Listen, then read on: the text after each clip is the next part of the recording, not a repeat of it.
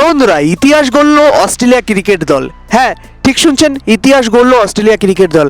আমরা যদি দেখি, অস্ট্রেলিয়া কিন্তু অনেক রেকর্ড করেছে, সেই সঙ্গে কিন্তু ভারতও অনেক রেকর্ড করেছে। আপনাদেরকে বলছি একে একে যে অস্ট্রেলিয়া ক্রিকেট দল কিন্তু দীর্ঘ টানা 10 বছর পর কিন্তু বিজিটিতে ভারতকে হারালো। হ্যাঁ, ঠিক শুনছেন, বিজিটিতে ভারতকে হারালো কিন্তু দীর্ঘ 10 বছর পর। এবং সেই সঙ্গে কিন্তু রেকর্ড করলো 12 বছর ধরে যে রেকর্ডটা ভারত করে রেখেছিল, যে টেস্ট চ্যাম্পিয়নশিপে ফাইনালে যাচ্ছিল, সেই ভারত কিন্তু সেই রেকর্ডটা ভেঙে ফেললো। ভারত কিন্তু প্রথমবার, অর্থাৎ 12 বছর পর কিন্তু এই টেস্ট চ্যাম্পিয়নশিপের কিন্তু ফাইনাল থেকে ডিসকোয়ালিফাই হয়ে গেল, অর্থাৎ আউট হয়ে গেল। আর আমরা ইতিমধ্যে জানতে পেরেছি আমাদের দুই ফাইনালিস্ট হচ্ছেন সাউথ আফ্রিকা এবং অস্ট্রেলিয়া ক্রিকেট বোর্ড সবেমাত্র উঠলো, তো ফাইনাল হয়ে গেছে। এনারা দুইজন কিন্তু ইংল্যান্ডের টিকিট কাটছেন। হ্যাঁ, আর যদি আমরা লাস্ট টেস্ট অর্থাৎ বিজিটির লাস্ট টেস্টের কথা দেখি, আমরা তো সবাই জানি যে অস্ট্রেলিয়া তো জিতে গেছে, কিন্তু আমরা যদি একটু সামারিটা একটু আলোচনা করি, প্রথমেই দেখি ফার্স্ট দিনে ভারত কিন্তু ব্যাট ধরতে আসে। এবং আমরা যদি দেখি জয়সওয়ালের উপর অনেক ভালো আমার আশা ছিল যে জয়সওয়াল ভালো খেলবেন, কিন্তু জয়সওয়াল কিন্তু 10 রানই করেছেন। আর কেএল রাহুল, বন্ধুরা, কেএল রাহুলকে কিন্তু ভাবতে হবে এবার কেএল রাহুল কী করবেন সেটা কিন্তু ভাবতে হবে। কেএল রাহুল কিন্তু 4 রান করেছেন। শুভমান গিল অনেক আসার পরে ব্যাক করেছিল। এখানে বলে রাখি, রোহিত শর্মার পরিবর্তে কিন্তু শুভমান গিল নেমেছিলেন। এবং একটা কথা বলি, অনেকে হয়তো রোহিত শর্মাকে বসিয়েছেন, কিন্তু দেখুন রোহিত শর্মাকে না বসানো উচিত ছিল না, আমার মতে আরও খেলানো উচিত ছিল। হয়তো তিনি আবার জিরো করতেন, কিন্তু তাকে খেলানো উচিত ছিল। এবং তিনি কত বড় মনের মানুষ এবং কত বড় মাপের ক্যাপ্টেন, যে নিজের দলকে, অর্থাৎ তিনি কিন্তু টিম ইন্ডিয়াকে ভালোবাসেন, তিনি নিজের জন্য কিন্তু ক্যাপ্টেন্সি করেন না, অর্থাৎ তিনি দলের জন্য ক্যাপ্টেন্সি করেন। আপনারা কিন্তু বুঝতে পারছি যে তিনি কিন্তু দলের যেই দেখছেন যে খারাপ হয়েছে, তিনি দলের সঙ্গে ঠিক মানিয়ে নিতে পারছেন না, তিনি কিন্তু দলকে ছেড়ে দিয়েছেন। অর্থাৎ ভাই, দলের জন্য কিন্তু তিনি ভালো করছেন, অর্থাৎ তিনি কিন্তু দলের কথা ভেবেই কিন্তু ছেড়েছেন। কিন্তু আমার মতে তার কিন্তু ছেড়ে যাওয়া উচিত ছিল না, তার ওই পথে কিন্তু লড়াই করা উচিত ছিল। কিন্তু যাই হোক, রোহিত শর্মা খুব বড় মাপের ক্যাপ্টেন, উনি যা ভালো ভেবেছেন তাই করেছেন। এবং বন্ধুরা, তারপর বিরাট কোহলি, ভেবেছিলাম যে বিরাট কোহলি এবার ব্যাক করবে, এবারও তিনি ব্যাক করতে পারেননি, তো তার ব্যাপারে আর কি বলবো। তারপর হচ্ছে ঋষভ পান্তের উপর অনেক ভরসা ছিল। প্রথম দিনে 40 রান করেছেন, ভালো খেলছিলেন, রবীন্দ্র জাদেজার সঙ্গে ভালো একটা জুড়ি খেলছিলেন, রবীন্দ্র জাদেজার উপর অনেক ভরসা ছিল, কিন্তু তিনিও 26 রান। এবং তারপর হচ্ছে নীতিশ কুমার রেড্ডি, সেই 100-র পর থেকে নীতিশ কুমার রেড্ডি আবার সেই পুরনো ফর্মে, অর্থাৎ নীতিশ কুমার পুরনো ফর্ম না, নীতিশ কুমার রেড্ডি কিন্তু একদম ঝিমিয়ে গেছেন। 100 করেছেন, দুর্দান্ত একটা 100 করেছেন মেলবোর্নে, কিন্তু তারপর কিন্তু তিনি একদম ঝিমিয়ে গেছেন। এবং তারপরে হচ্ছে ওয়াশিংটন সুন্দর 14 রান করেছেন। এবং তারপর প্রসিদ্ধ কৃষ্ণা চান্স পেয়েছেন, 3 রান করেছেন। এবং জাসপ্রীত বুমরা ক্যাপ্টেন হিসেবে, বন্ধুরা, ব্যাটারদের তুলনায় 22 রান করেছেন। এবং একটা কথা বলে রাখি, বলাতেও জাসপ্রীত বুমরা, ব্যাটাতেও জাসপ্রীত বুমরা, ক্যাপ্টেনও জাসপ্রীত বুমরা, ফিল্ডারও জাসপ্রীত বুমরা, লিডারও জাসপ্রীত বুমরা, সব কিছুতে জাসপ্রীত বুমরা। এবার শুধু কিপিংটা করা বাকি আছে।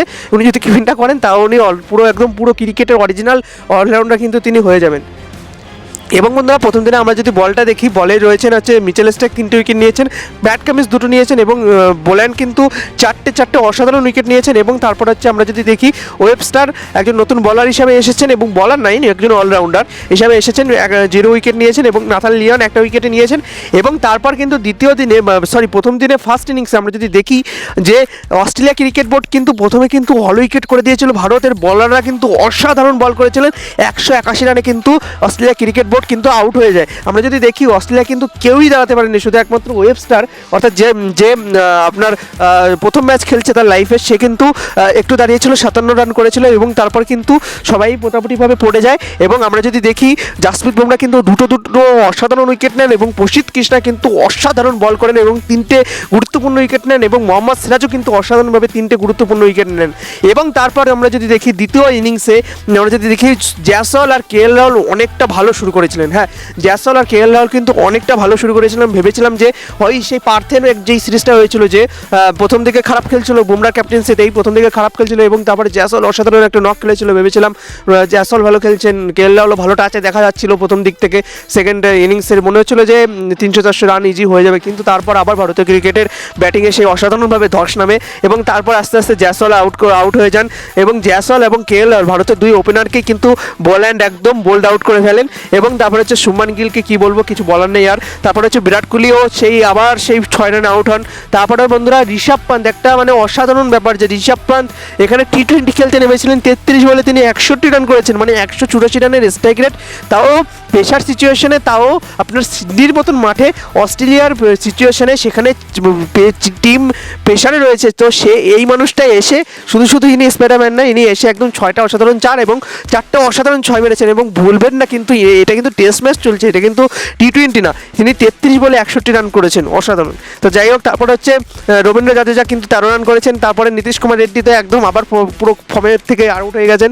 এবং তারপরে হচ্ছে অসিন্তন সুন্দর 12 রান করেছেন, মোহাম্মদ সিরাজ 4 রান করেছেন, জাসপ্রীত বুমরা 0 রান করেছেন এবং প্রসিদ্ধ কৃষ্ণা 1 রান করেছেন। তো বন্ধুরা, দ্বিতীয় ইনিংসে আমরা যদি দেখি বোল্যান্ড, হ্যাঁ ঠিক শুনছেন, বোল্যান্ড কিন্তু অসাধারণ বল করেছেন। তিনি 6টা গুরুত্বপূর্ণ উইকেট নিয়েছেন। ভারতীয় ক্রিকেটারদের পুরো মানে ভারতীয় ক্রিকেট দলের ব্যাটিং লাইন আপ কিন্তু তিনি একদম ভেঙে দিয়েছেন, অর্ধেকের বেশি তিনি ভেঙে দিয়েছেন। এবং তারপরে হচ্ছে প্যাট কামিন্স কিন্তু 3টে উইকেট নিয়েছেন। এবং প্যাট কামিন্স এই প্লেয়ারটা একজন অলরাউন্ডার, আমি বলবো বিখ্যাত এবং বর্তমানে one of the greatest allrounder আমি বলবো। কারণ আপনি দেখবেন ক্যাপ্টেন হিসাবে, আপনার ব্যাটিং হিসাবে, আপনার বলার হিসাবে অসাধারণ, প্লেয়ারটা অসাধারণ। এবং তারপরে হচ্ছে ওয়েবস্টার কিন্তু 4 ওভারে 24 রান খেয়েছেন, ভালো মার খেয়েছেন। এবং মিচেল স্টার্ক কিন্তু প্রথম দিকে বল করেছেন, ভালো মতন মার খেয়েছেন, টি20 মতন 4 ওভারে 36 রান খেয়েছেন। এবং তারপরে আমরা যদি দেখি ভারতীয় ক্রিকেট দলের অস্ট্রেলিয়ার বিপক্ষে কিন্তু টার্গেট রাখে 162। এবং বন্ধুরা 162 রান প্রচুর কম। তো এখানে অস্ট্রেলিয়া তো আরও আগে হওয়ার উচিত ছিল। ওখানে স্যাম কন্টাস প্রথমেই নামে। এই স্যাম কন্টাসের সঙ্গে আবার বলে রাখি যে জাসপ্রীত বুমরার কিন্তু আরেকটা ঝগড়া হয়েছিল স্যাম কন্টাসের সঙ্গে, আমরা সবাই জানি। এবং তারপরে হচ্ছে উসমান খাওয়াজা এখানে কিন্তু 41 রান করেন, লেবুসেন 6 রান করেন এবং স্টিভ স্মিথ কিন্তু 4 রান। এবং তারপর হচ্ছে ট্র্যাভিস হেড, ওই যে ভারতের অন্যতম শত্রু, ট্র্যাভিস হেড হচ্ছে 34 রান করেন। এবং ওয়েবস্টার, এই নতুন ছেলেটা আমি বলে রাখি, ওয়েবস্টার কিন্তু বর্তমানে খুব ভালো খেলছেন, বোলিং হাতে ব্যাটার হাতে খুব ভালো খেলছেন। ইনি কিন্তু অন্যতম ব্যাটসম্যান কিন্তু হতে যাচ্ছেন অস্ট্রেলিয়া ক্রিকেট বোর্ডের আগামী ভবিষ্যতের জন্য, এবং তার জন্য শুভকামনাও রইল।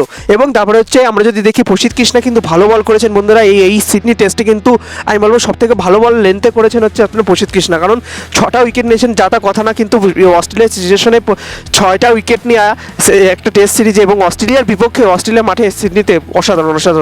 আমরা যদি দেখি যে প্রথমে পার্থের টেস্ট কিন্তু ভারত জেতে, দ্বিতীয় অ্যাডিলেড টেস্ট কিন্তু আপনার ড্র হয়, এবং তারপরে হচ্ছে আপনার গাবার টেস্ট কিন্তু অস্ট্রেলিয়া জেতে, এবং তারপর হচ্ছে আপনার মেলবোর্নের টেস্টে অস্ট্রেলিয়া জেতে, এবং শেষ ভালো যার সব ভালো তার সিডনি টেস্টে অস্ট্রেলিয়া জেতে। এবং বিজিটি কিন্তু 10 বছর পরে অস্ট্রেলিয়া তাদের ঘরে রেখে দেয়। তো যাই হোক, অস্ট্রেলিয়াকে শুভকামনা রইল, অস্ট্রেলিয়ার জন্য অনেক অভিনন্দন রইল। এবং আমরা আশা করি যে ভারতীয় ক্রিকেট দল যেন খুব তাড়াতাড়ি কামব্যাক করে এবং বিশ্ব চ্যাম্পিয়নের মতন যেন কামব্যাক করে। তো বন্ধুরা, আপনাদের কি মনে হয় ভারতীয় ক্রিকেট দল কত তাড়াতাড়ি কামব্যাক করতে পারবে আর টেস্টে? আর সামনে কিন্তু 22শে জানুয়ারিতে কিন্তু আমাদের কলকাতায় ইন্ডিয়া ভার্সেস ইংল্যান্ডে কিন্তু টি20 ম্যাচ রয়েছে। আপনারা কে জানছেন অবশ্যই কমেন্টে জানাতে ভুলবেন না। ভিডিওটা যদি একটু ভালো লাগে তাহলে একটা লাইক, শেয়ার এবং অবশ্যই প্লিজ একটা সাবস্ক্রাইব করে বেল আইকনটা অন করে রাখুন। তাহলে বন্ধুরা, আজকের জন্য এটুকুই, দেখা হচ্ছে আরেকদিন আরেকটি ভিডিওতে। ততক্ষণ যেন ভালো থাকুন, সুস্থ থাকুন এবং ক্রিকেট দেখতে থাকুন। ধন্যবাদ।